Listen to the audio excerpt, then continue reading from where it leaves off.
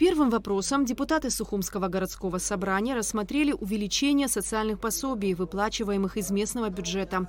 В 2023 году их планируют увеличить на 50%.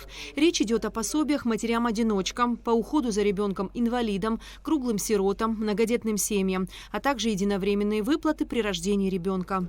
Просим вас рассмотреть этот вопрос. Смело можем спланировать такой показатель.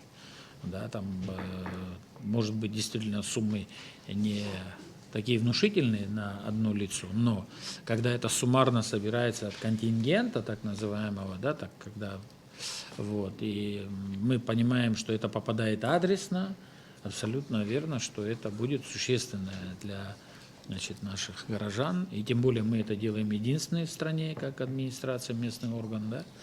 Вот. Не потому, что кому-то в упрек, наоборот, предлагаем пример взять, да, когда есть возможность. Депутаты единогласно проголосовали за увеличение пособий. Следующим вопросом был рассмотрен проект бюджета столицы на 2023 год.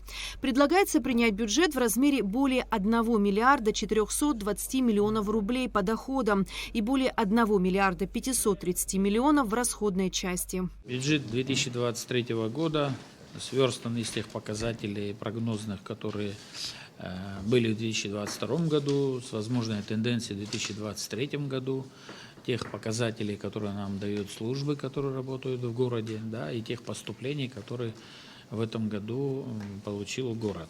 Да. Вы сами знаете прекрасно, мы несколько раз, ввиду того, что были увеличения, несколько раз приходили, мы вместе с вами принимали решение здесь как бы увеличения. С учетом этих и прогнозных, и так называемого индикативного плана. Из многих параметров все это складывается. Расходная часть выше, потому что есть межбюджетные трансферы, поддержка на заработной платы социального блока, как знаете, да.